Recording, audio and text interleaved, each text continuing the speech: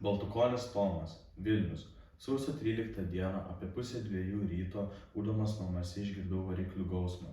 Pro langą matėsi ilga kolona karinės technikos, kuri važiavo Laisvės prospekto link televizijos bokšto.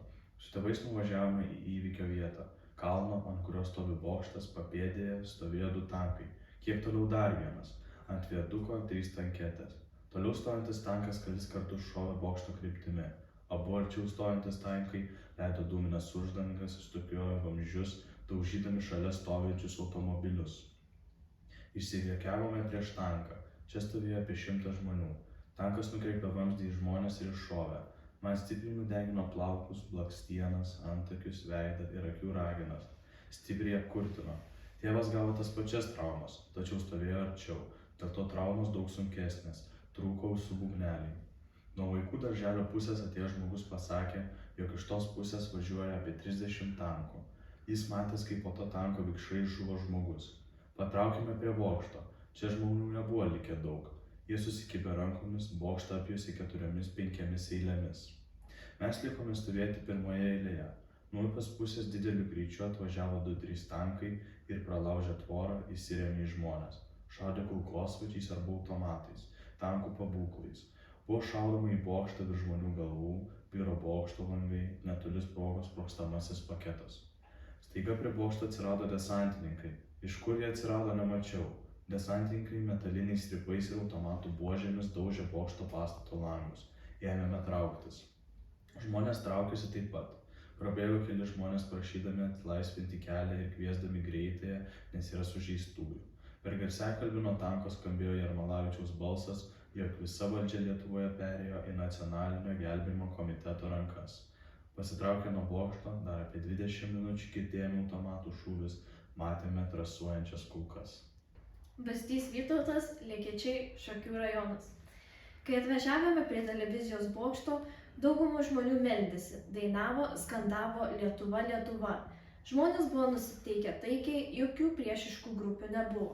Visi norėjo vienas kitam padėti, nesimatė ne vieno pikto veido. Apie pusę 2 ryto, sausio 13 naktį, pradėjo kaukti sirenos. Žmonės pradėjo burtis prie bokšto ir susikabino rankomis ir apjuosė jį keliomis eilėmis. Skandavo Lietuva, Lietuva. Aš stovėjau už priešingos pusės pagrindiniam įėjimui. Apačioje girdėjusi tankų šūvį. Ir greitai pasirodė tankai iš kairės pusės. Išlaužę tvorą, išsirikiavo ir pajudėjo į žmonių pusę. Privažiavo prie pat, sustojo ir nuo tankų nušokę ginkluoti automatais, lazdomis kareiviai puolė žmonės. Tankai šaudė iš patrankų, tikriausiai tuščiais šoviniais, bet tiesiai virš žmonių galvų. Žmonės susikibę rankomis skandavo Lietuva ir nesitraukė. Kareiviai siauriu koridoriumi veržėsi prie bokšto. Žmonės bandė jų nepraleisti, desantininkai pradėjo šaudyti. Pasigirdo klyksmas. Žmonės pradėjo trauktis, nešė sužeistuosius. Tuo metu vienas tankas privažiavo iki bokšto. Kitas, greta važiavęs tankas, pasuko į dešinę, užvažiavo ant merginos ir sustojo. Mergina suklykė ir nutilo. Žmonėms atsitraukus, tankas pajudėjo į priekį ir tada buvo galima paimti mergaitę, bet ji jau buvo be sąmonės. Vienas tankas stovėjo tokiu ir sukinėjo vamzdį, švietė prožektoriumi, leido dūmus. Kartas nuo karto pajudėdavo link minios, bet į minę nevažiavo.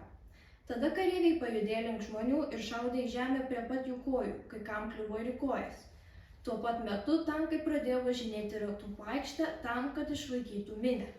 Žmonės pasitraukė už tvoros, bet vis tiek žiūrėjo desantininkų daromas piktadarystes. Visą tą laiką šūviai sklido iš visų pusių, taip pat ir iš bokšto. Gatvelė. Prieš prasidedant kariškių piktadarystėms buvo užstatyta automobiliai ZIL, pakrautais žvyro. Vienas toks automobilis buvo visiškai sutrintas, nes per jį pervažiavo tankas. Taip pat sutrintas ir šalia stovėjęs automobilis. Žmonės sakė, kad šitoj vietoj taip pat žuvo žmogus su ruda striukė. Jį pervažiavo tankas. Pasirodė milicijos uniformą apsirengusių žmonių būrys, kurie po truputį nuvarė žmonės nuo tvoros. Pradėjo per garsiakalbį kalbėti gelbėjimo komiteto atstovas, siūlė skirstytis, bet žmonės dar ilgai nesiskirstė. Daugelis nuvažiavo prie aukščiausiosios tarybos, kiti stovėjo pečiuje ir žiūrėjo išsirikiavusias kas keli žingsniai desantininkus ir milicininkus. Paskutinė išsiskirstė jau prieš aušrą. Mūsų policininkai buvo gatvelėje, sekė tankų judėjimą, palaikė vieni su kitais ryšį. Įspėdavo žmonės, kad atvažiuoja tankai, stengėsi bent kiek apsaugoti. Deja, pilnai apsaugoti jie negalėjo. Antrišienė Virginija, Palanga. Nuo Palangos savivaldybės pastato į Vilnių pajudėjo 3 pilni autobusai. Vilnių pasiekėme sausio 12 dieną apie 9:20 min. Nutarėme aplankyti aukščiausios tarybos rūmus. Po šio vizito grįžome į mums paskirtą vietą, Savanorių prospekte esančios telefonų stoties. Per kalsiakalbius pasigirdus direktorės E. Bučelytės balsui mes dar gyvi, visi nusistojome prie pastato. Išgirdome, kad pradėjo šaudyti prie radijo ir televizijos komiteto. Nušviesčia ryški šviesa, pro namus matėsi ir pasigirsto šūviai. Į dangų kilo grėsmingi debesis. Žmonės skanduoja Lietuva. Mes taip pat skandavome Lietuva, Lietuva. Netrukus pasigirdo labai garsus trenksmas. Aš net prie žemės linktelėjau. Tik vėliau pagalvojau, kaip tie namai nesugriuvo. Išdužo tik langai. Taip pat girdėjosi žmonių dejonės ir klyksmai. Ryte nuėjome prie radijo ir televizijos komiteto. Matėme, kad komitetas saugomas kariuomenės ir šarvuočių. Ir man ir sūnui pasirodė labai baisu. Nuotaika buvo prislėgta. Išvažiuojant iš Vilniaus sausio 13 dieną apie 2:30 min. Matėme ant kelių stovinčius šarvuočius ir kariškius. Išvažiuojančių netikrino, tikrino tik įvažiuojančių dokumentus.